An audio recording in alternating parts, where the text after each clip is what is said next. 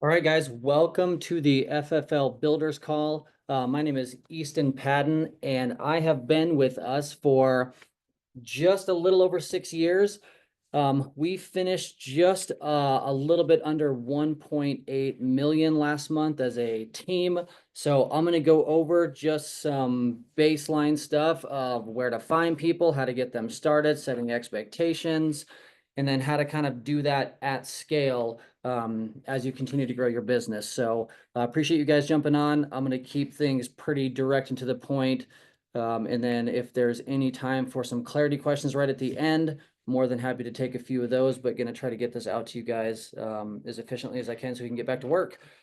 Okay, so right out of the gate, where to find people. We've kind of always operated on a little bit of everything kind of works. So the core of our entire business was initially built off of like warm market. So finding people in your like 6 foot radius or people that you knew, whether you grew up with them, went to school with them. They're in sales now, they're doing entrepreneurship stuff, whatever that means to you as an individual.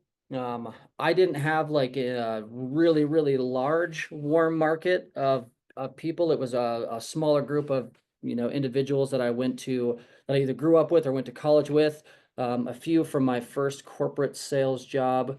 Um, but the easiest way to find people if you're just getting started is to share what you're doing on social media because that's all free stuff. And this was the biggest rub that we kind of had early was, well, I don't have anything, to share as far as me being able to recruit people right now because I don't have any results yet. So my biggest cheat code to that was finding somebody that was a little bit farther along than me and doing a little bit better than me or a lot better than me.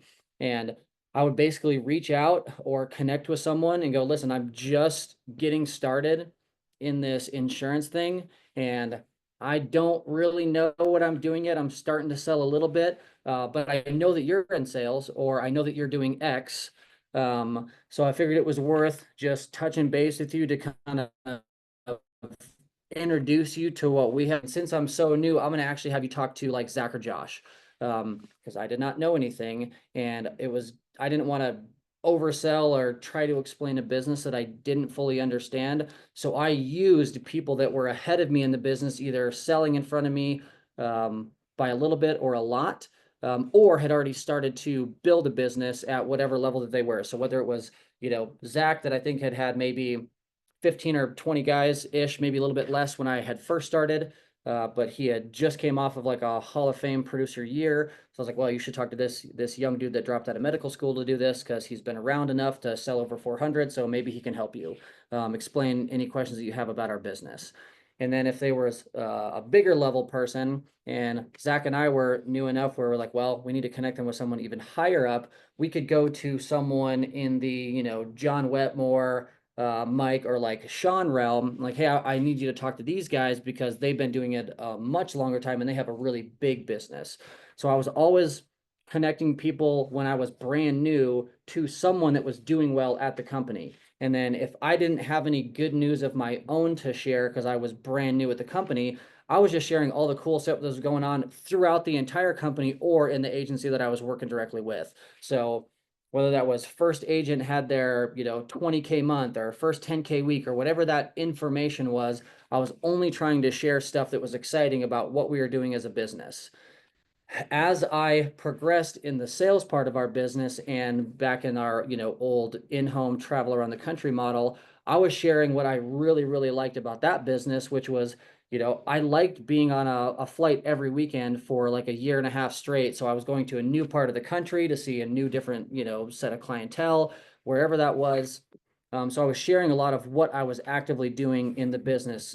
Now that version would be like, hey, I'm in the office, we're doing a training in the office, but I was always just sharing stuff that I liked about the business that was exciting to me. Like, hey, I work for myself and I kind of get to do whatever I want, traveling all over the place.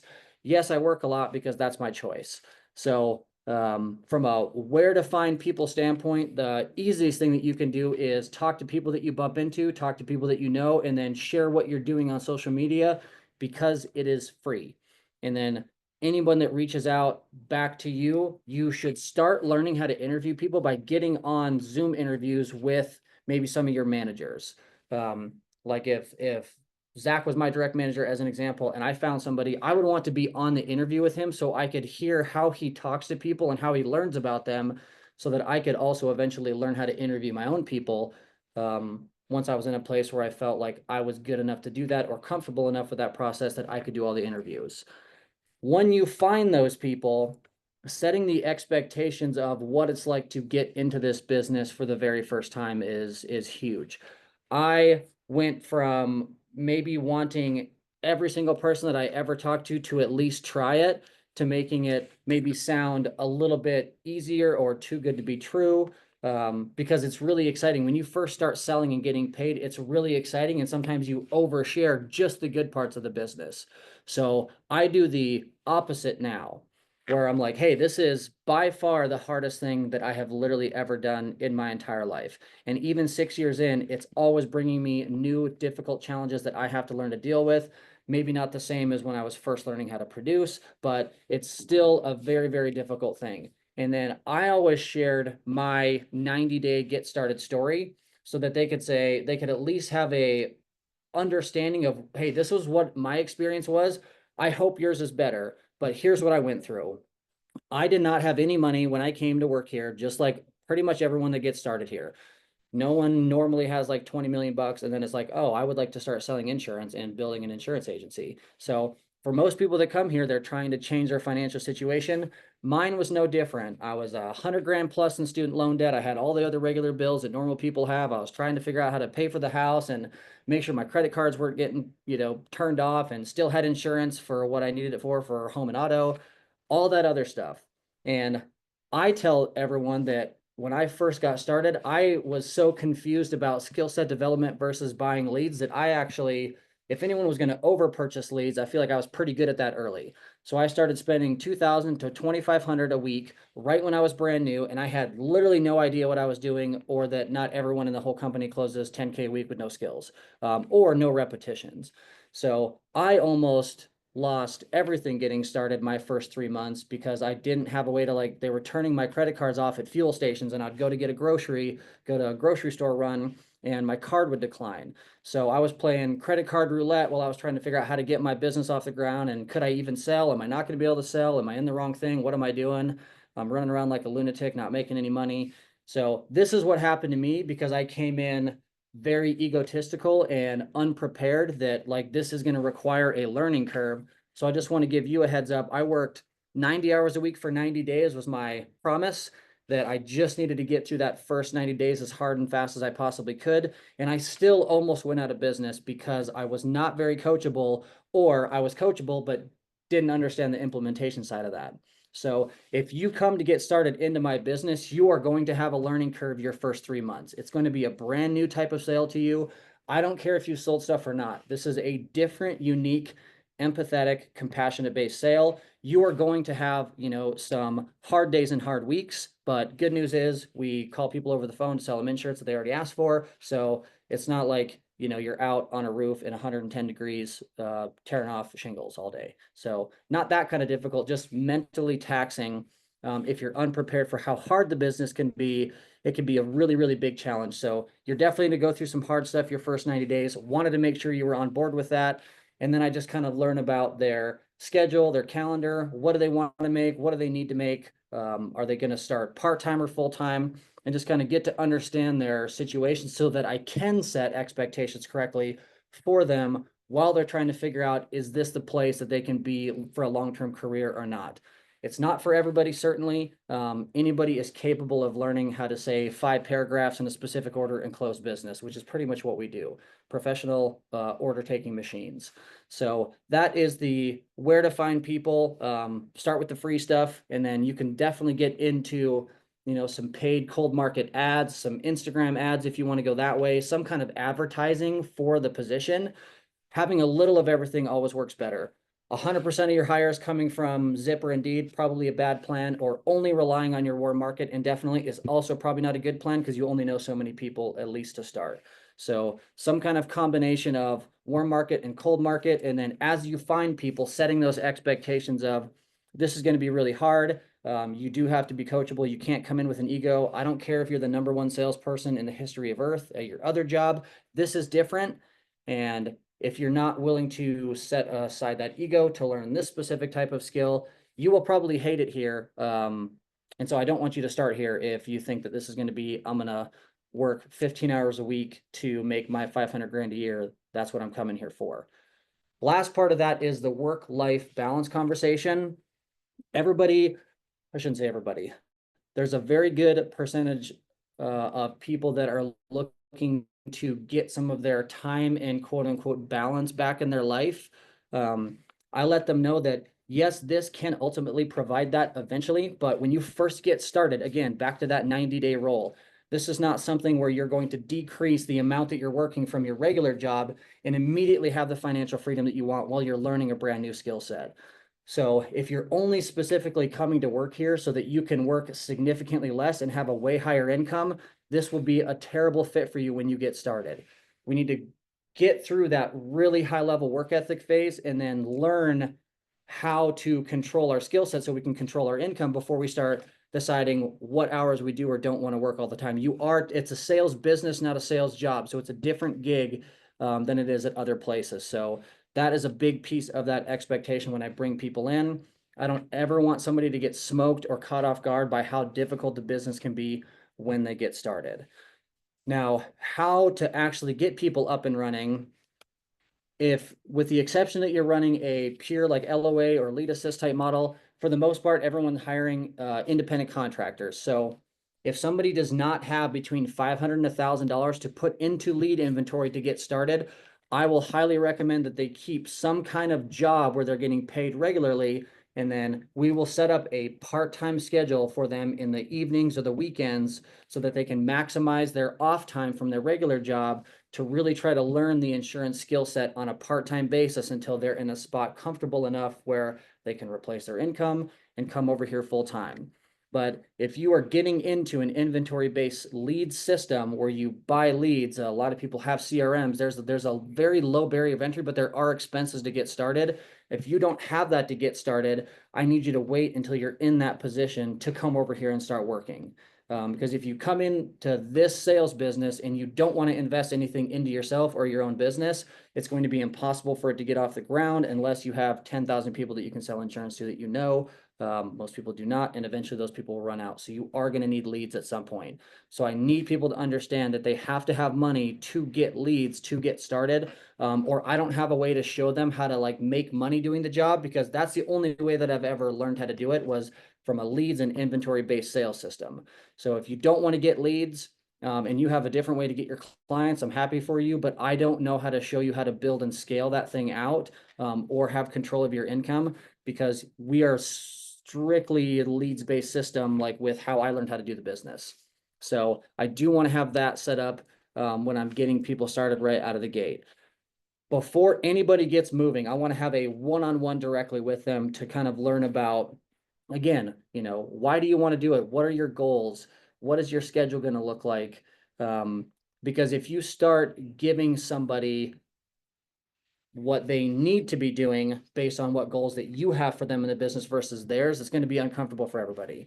So I would just, hey, you want to make $5,000 a month as your dream income? Perfect. And then you're going to do this part-time. Like, let's set up a schedule to see if we can take down that number and have your goal of netting out $5,000 a month after it's all said and done with your expenses.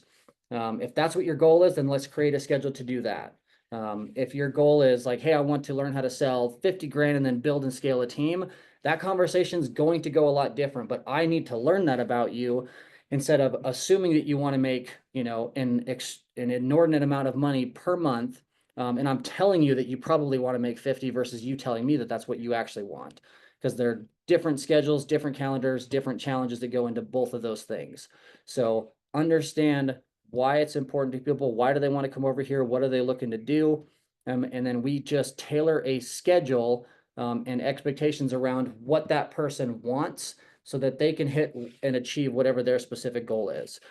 Part of that is going over baseline metrics. For us, pretty straightforward.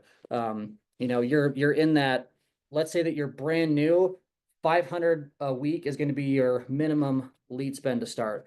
Our goal for you is to go from 500 to 750 to 1,000, and then up to, 1,250 to 1,500. And then if you are someone who has goals of being a top producer, we want to put you right between 1,500 and 2,000 a week in lead inventory consistently.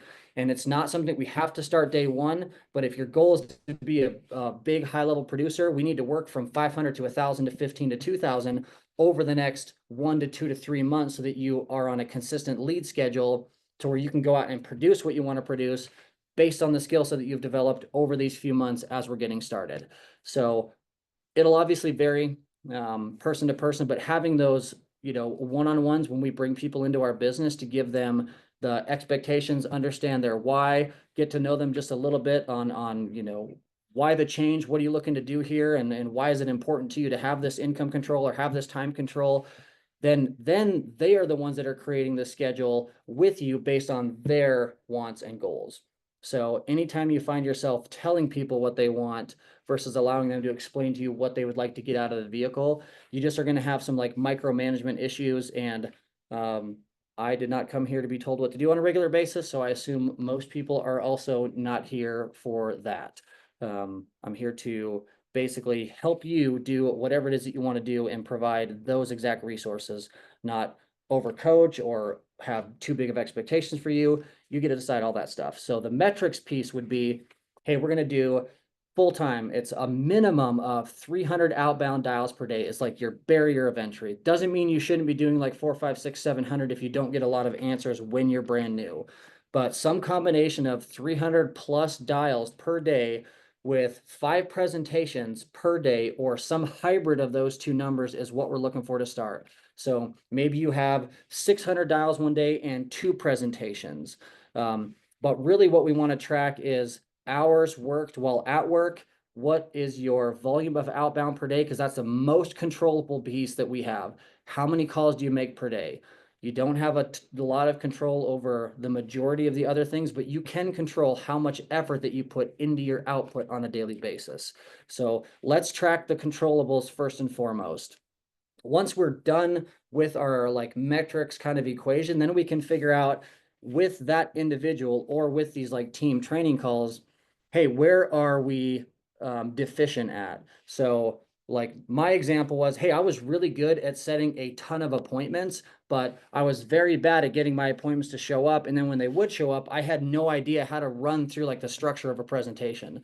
So the dialing the phone thing and setting a bunch of appointments, that part for me was pretty easy, but I couldn't literally close a door to save my life. So that's the part that I needed to work on, is like, what is my structural process of all my sales? And then how do I get my clients to actually show for their appointments instead of having a bunch of kind of sort of fake appointments on the books, but nobody really shows up for that stuff. So all of that stuff is very, very specific to each of the individuals. Now, each of these calls does not have to be 5 hours. Like, you'd lose your entire week. And when you're brand new, please utilize the people that are in your, hierarchy that have been doing this, that maybe have some more time to help you go and set up your new guys. When you're brand new, your oxygen mask staying on you is priority one. Like, you have to go out and make your sales and stick to your dial schedule and your sales schedule. So if I have a little bit more time right now than, one of my brand new guys that's just hired 2 people, I can step in and have these conversations with his guys or her guys or girls, whoever they hire, and kind of go through this entire process so that they can stay on the phone and sell and get paid, which is their job priority one in the beginning. Instead of trying to do all of it on your own, utilize the people that are around you that have time and are good at this stuff to help grow your business, because by default, it helps theirs grow too. So they do have an incentive to help you grow.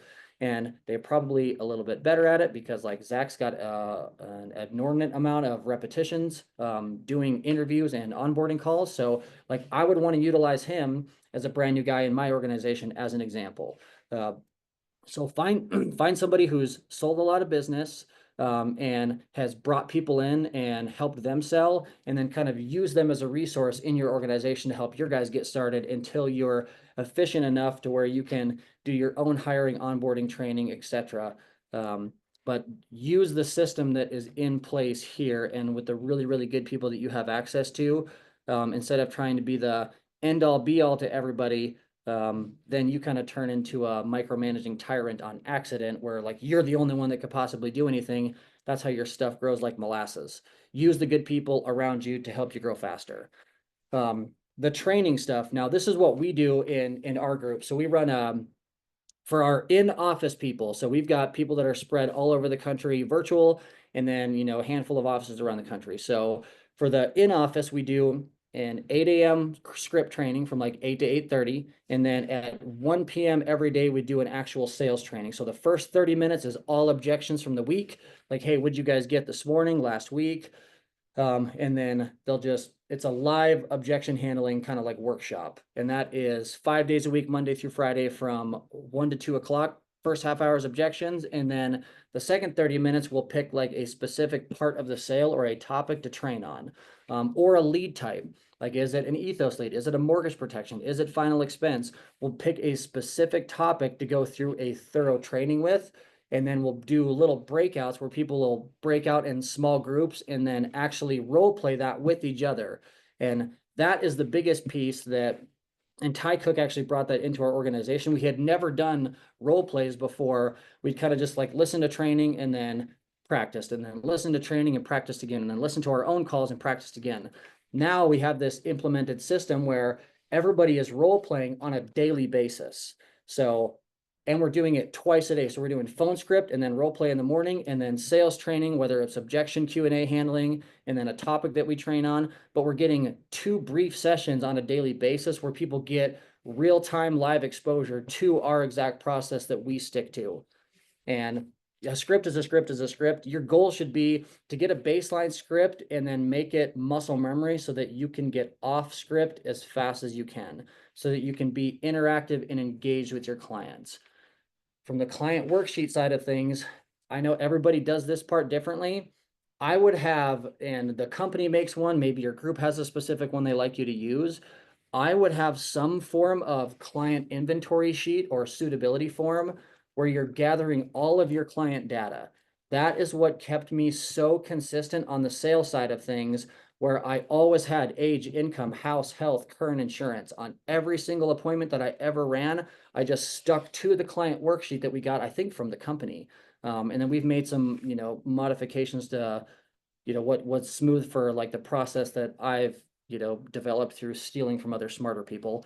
But that is the biggest thing that you do want to keep consistently, because the script, once you kind of understand your top-down process and it's smooth for you, I still need somewhere to write down all of my clients' information so that I am not missing key pieces of info where I get into presenting and then I accidentally overshow numbers because I have no idea what their like rough debt to income is, as an example. Or I don't know why they even want to buy it because I forgot to ask who's in charge when they pass away and write it down on my paper.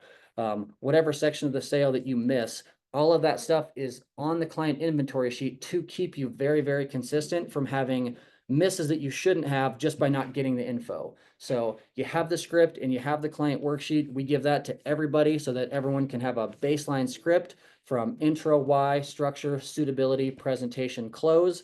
It's all in a script. And then we have the client worksheet next to it to be able to keep everyone, at least as a brand new person or as you're getting momentum. If your process is the same over and over and over again, you have to make less tweaks and you will not have as many like major straightforward misses because you're getting all the info that you need to get into a closing situation regularly. So having that as part of your training has been really, really big for us in our local spaces. Now, what about everybody that like, well, what if I'm hiring mostly virtual people? You can run the exact same play virtually, where you can have a hosted Zoom script training every morning at 8 o'clock from 8 to 8:30. And then you can go into breakout rooms and have people separate and go into, like you could have 5 different breakout rooms. Like, hey, we're going to have 5 people go into each of those. And then you guys are going to role play the script with each other and just go in a circle in the breakout room. So you could still run that same exact play virtually. And then you can do the same 1 o'clock. Hey, at 1 p.m. with these virtual pockets, or since we have a 1 in office, I'm going to run it at noon with the virtual team. But you can run those virtual trainings the exact same way, where everybody gets on, they unmute and ask questions, they type them into the chat box, and then you just one by one go through them, get clarity to make sure that like, hey, did that make sense to you guys? Do I need to go over anything again? And then like, hey, today we're going to go over how to set structure of all of our appointments really quick. I'm going to show you guys that part of the script or structure statement. And then I'm going to have you go into breakout rooms and practice that piece over and over and over until it's muscle memory. And then I'm going to give you some objections in there that you're going to have to practice to work around that we already talked about that day. But that is the piece that's really, really helped us as far as training and implementation, whether it's in office or virtual. It's been a big game changer for how fast we can get people up, running, and paid. And then, phase two is getting them paid a lot. So I think that's pretty much the skinny on our top down stuff. Look for people, warm market and cold market, setting expectations for every single person that you bring into your business.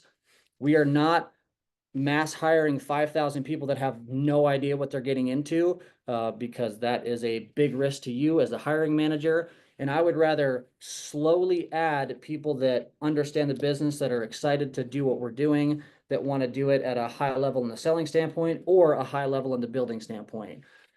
As your business grows, you'll definitely be, probably, at least for me, it's been more focused on finding the next starting five in your business. So it's less about finding, a couple of individuals a month. And now I'm looking to start bringing into groups and teams into my business on a consistent basis. Those recruiting plans take more time. Like, if you're trying to reach out and bring an A player into your business that's got a big company or a big team or whatever that is, they're not just going to pull the trigger overnight and then come and work with you full time right away. It'll be something that you have to consistently work on building a relationship and bringing value to them, and to show them how you can help them scale their business, make more money, have more time control.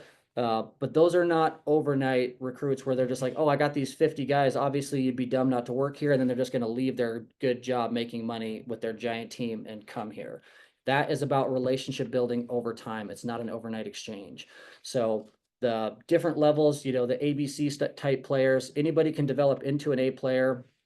But that's more of what I'm looking for now is, definitely people that are full-time, people with a similar mindset, similar vision to what I would like to do. And then if they have people with them, even better. So now we can bring you and your 10 people, you and your 20 people, whatever that number is. And then I build relationships through a 3, 6, 9, 12 months. Sometimes it takes over a year for the relationship to be built well enough where they're ready to move their entire business.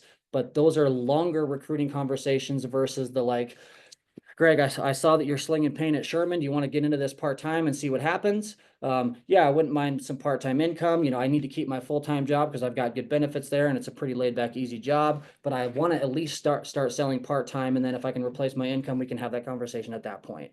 Like, all different types of conversations, but it's about, what do the people want? What's the expectation? And what is their ultimate goal when coming over here? And then doing those one-on-ones to set the schedule, to give them the metrics they need to be tracking, and give them a training schedule. And once you've kind of delivered all of that information to the people that you're bringing in, now it's 100% their responsibility to execute. Like, I'm here for as much support as you could ever need. Your number one job when you're bringing people into your business is to fricking show up for them when you say you're going to show up for them. Yes, it's inconvenient and it's a giant pain, but that is the biggest thing that you do have to do. You give up your right to be average when you bring somebody else into your business. And that's always how it's worked since I've been here. If you make guarantees or make promises, like, your job is to show up and give them the support that they need, but you're also not a full-time babysitter. That's where the line is. Like, you're not babysitting anybody. You gave them the stuff. Here's what you need to do. It's very, straightforward, crystal clear. And now it's their job to go out and get what they need to get without being micromanaged. So if I don't hear, I'm just going to keep using Greg because I can see him in my screen. If Greg tells me that he's going to bring 80,000 people over and he's going to make $100 million, and I don't hear from Greg for 3 weeks, and then he tries to call me at 9 p.m. on Sunday with a complaint, there's a really good chance we're not going to have that conversation until the next day, because it's 9 on Sunday and I'm with my family, and Greg didn't hold up any of the promises he had told me prior. Now, if Greg calls me 15 times a day for his first 2 weeks and he calls me at 9 on Sunday, I know he's in an appointment trying to close. I'm obviously going to answer that guy because he's been all in on exactly what he said he's going to do. So now I have to hold up my end of the deal and be like, dude, I have your back. If you show up for you, then I'll show up for you. So now I've got his back and I'm willing to take those late, uncomfortable calls when I'd rather be hanging out with my family, because that's the agreement that we made in the exchanges. Greg shows up and fulfills his promises of working his butt off trying to get better, then it's my job to answer and show up for him when he actually needs my help. And I think that that's the balance and the rub that people kind of have, is like, I want to build something big, but like I also want to hang out on my own time whenever I want to hang out. That's not going to work super well for you. You have to be willing to give up your time and give back to the people that you're bringing into the business if they're doing the things that they said they were going to do and showing up and they're legitimately reaching out for some help. My last thing on the soapbox, and then if you guys do have any clarity questions that you need, I let everyone know right out of the gate that I do not do very well with complaints or bad attitudes. We are not going to mesh very well. Kind of goes back to the very first point of like, nobody comes to this company typically overwhelmingly wealthy and comfortable. Like, it's a lot of people trying to figure out like, hey, is this the opportunity for me? I can come and change my life a little bit, maybe a lot, maybe a little bit.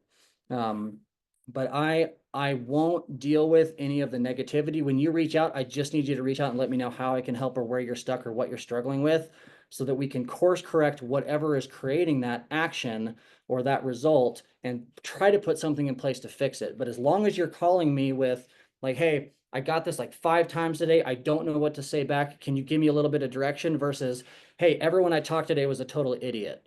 Like, that is never going to help you get better. And then I don't actually know what you need for feedback or direction, because if everyone that you talk to is a total idiot, there's nothing that I could possibly do to help you capture the business you were looking for. First, if you go like, obviously everyone that I talk to is looking for insurance, I just don't really know what I'm doing and I'm not sure where I'm missing. Would you mind listening to this call with me and give me some direction? That's a much different conversation. So that's kind of my last piece when I'm bringing people in, is like, hey, it's hard for all of us when we start, and it's always going to be like that. You're always going to have more stuff that you can learn. So when you're going through these really difficult times that you will go through, just reach out for help and like, let's try to iron out why you're struggling and with what piece of the sale. Is it a schedule issue? Is it a lead issue? What part are you missing when you're actually inside of your sale? Like, what are we missing? So that's kind of like the last thing that I cover with people, is the mentality and the bad attitude stuff. Because complaining and crying about stuff out of your control on a daily basis, it doesn't help you move the needle forward. So that's pretty much our top-down stuff, from like where we find people, expectations, schedule, metrics, training, how we do stuff in our office and virtually. I think we try to keep this around a half an hour to 45, but is there any clarity you guys want on the stuff that we went through today?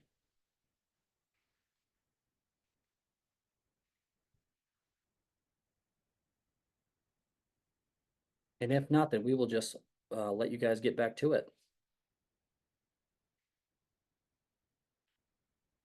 Okay, well, thank you guys very much for getting on. I probably will see a handful of you at our June event. I believe that is in Vegas, Phoenix or Vegas. I'm sure I'll remember eventually. But if you're going to the Ignite event, I'll see you guys there. Thank you guys for getting on, and I will talk to you on the next round, I suppose. Take it easy.